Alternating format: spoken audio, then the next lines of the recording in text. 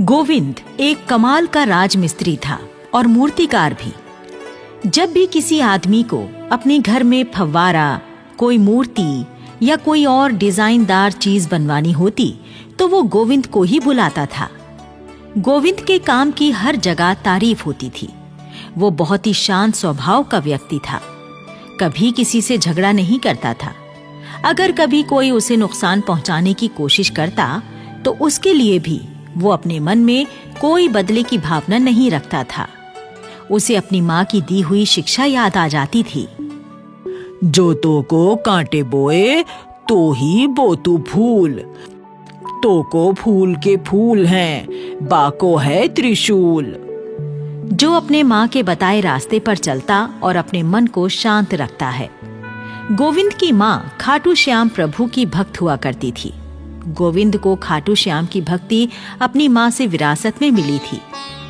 इसीलिए वो खाटू श्याम प्रभु के दर्शन करना चाहता था, लेकिन किसी कारण उसकी ये इच्छा पूरी नहीं हो पा रही थी। जब कभी भी वो खाटू श्याम प्रभु का भजन गाता तो मन ही मन उनसे सवाल भी करता। प्रभु, मैं सबके घर बनाता हूँ। आपकी कृपा से सभी मेरे काम की तारीफ भी करते हैं, पर आज तक मेरा अपना घर नहीं बन पाया। मेरे ऊपर आपकी कृपा कब होगी प्रभु, कब होगी? असल में गोविंद के पास जमीन का एक छोटा सा टुकड़ा था जिस पर वो अपना घर बनाना चाहता था। पर जब भी वो घर बनाने की कोशिश करता, पास रहने वाला चंदर पंचायत में उसकी शिकायत कर देता और कोई ना कोई नुक्ता निकालकर उसका काम रुकवा देता। गोविंद हर बार अपने मन को समझाता। एक दिन गोविंद के सपने में उसकी माँ दिखाई देती है। गोविंद माँ को देखकर रोने लगता है। माँ, माँ, माँ, मेरा घर कब बनेगा? माँ, मेरा घर कब बनेगा? दुखी मत हो बेटे, मैं जानती हूँ कि तू अपना घर बनाना चाहता है। फिर वो चंदर हर बार किसी ना किसी बहाने से तेरा काम रुकवा देता है। तुम ही बताओ माँ, मैं क्या करूं? मेरे पास जमीन का टुकड़ा भी है, छोटा ही सही, पर अपना तो है। और मैं एक अच्छा राजमिस्त्री भी हूं, पर अपने घर नहीं बना पा रहा हूं माँ। तू फिक्र मत कर बेटा, सब ठीक हो जाएगा। गांव के बाहर अच्छी साफ जगह है, वहां तू खाटू श्याम प्रभु की मूर्ति बना दे। जैसे ही वो मूर्ति पूरी हो जाएगी, तेरे सारे काम अपने आप बनते चले जाएंगे। ठीक है माँ, जैसा तुम कहती हो मैं वैसे ही करूंगा। मैं प्रभु की मूर्ति जरूर बनाऊंगा। हाँ माँ, ये मेरा वादा है तुझसे।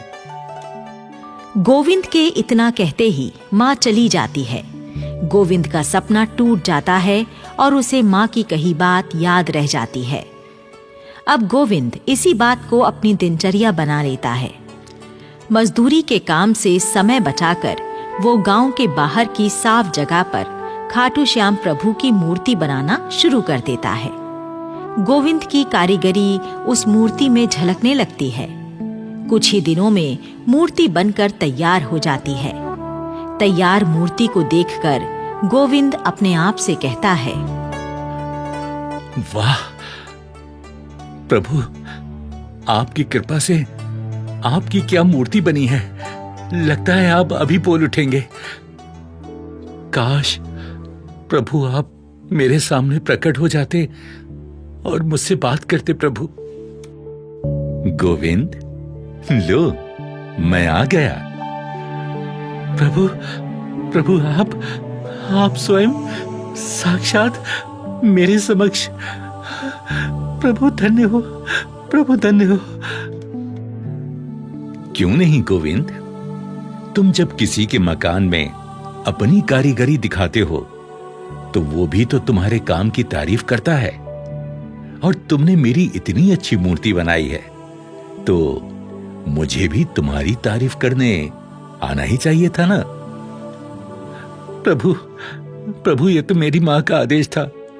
आप तो जानते ही हैं कि मैं अपना घर बनाना चाहता हूं, पर किसी न किसी बहाने से कोई ना कोई अड़चन आ ही जाती है। आप ही बताएं प्रभु, मैं क्या करूं प्रभु।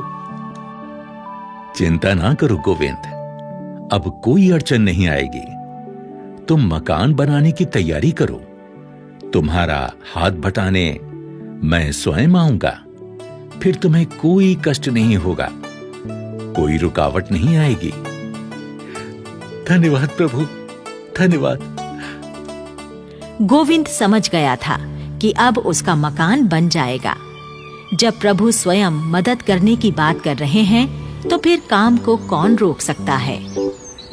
अगले दिन गोविंद को पता चलता है कि चंदर पूरे परिवार सहित किसी समारोह में भाग लेने कुछ दिनों के लिए बाहर गया है। गोविंद समझ जाता है कि ये प्रभु का इशारा है। अब उसके मकान बनाने के काम में कोई अड़चन नहीं आएगी। गोविंद अपना मकान बनाने का काम शुरू कर देता है। गोविंद की मदद करने प्रभु स्वयं आते हैं और उसको जिस भी सामान की जरूरत होती है तुरंत पकड़ा देते हैं। जो भी गांव वाला उधर से गुजरता है और गोविंद को मकान बनाते हुए देखता है, उसे यही दिखाई देता कि गोविंद तो अपना काम कर ही रहा है, पर साथ में 10 मजदूर भी उसकी मदद करने में लगे हुए हैं। पर असल में तो ये खाटू श्याम प्रभु ही थे जो स्वयं गोविंद की मदद कर रहे थे। मकान बहुत तेजी से बनकर तैयार हो जाता है। मकान तैयार हो जाने पर गोविंद गांव के सरपंच जी को आशीर्वाद देने के लिए बुलाता है। सरपंच जी खुद नारियल फोड़ते हैं और गोविंद को आशीर्वाद देते हैं। तभी चंदर अपने परिवार के साथ लौट आता है। जब वो देखता है कि गोविंद का मकान बनकर तैयार हो गया है और सरपंच जी खुद उसे आशीर्वाद दे रहे हैं, तो वो समझ जाता है कि अब वो गोविंद को नुकसान नहीं पहुंचा सकता। गोविंद के मकान में उसकी कारीगरी की सभी तारीफ करते हैं। उसकी ये तारीफ पास के गांव के ठेकेदार के कानों में भी पड़ती है। उसे लगता है कि उसकी बेटी के लिए इससे अच्छा वर कोई नहीं हो सकता। वो अपनी बेटी की शादी गोविंद से कर देता है। अपना घर, एक सुशील पत्नी और अच्छी जिंदगी, गोविंद को लगता है कि यही सही समय है। उसे खाटू श्याम प्रभु के दर्शन करने जाना चाहिए और गोविंद अपनी पत्नी के साथ खाटू श्याम प्रभु के दर्शन करने निकल पड़ता है। इस कहानी से हमें ये प्रेरणा मिलती है कि हमें अपने मन में किसी के लिए बदले की भावना नहीं रखनी चाहिए। इससे हमारा चरित्र दूषित होता है। ईश्वर पर भरोसा रखना चाहिए, वही हमारे काम बनाने के लिए रास्ता निकालता है।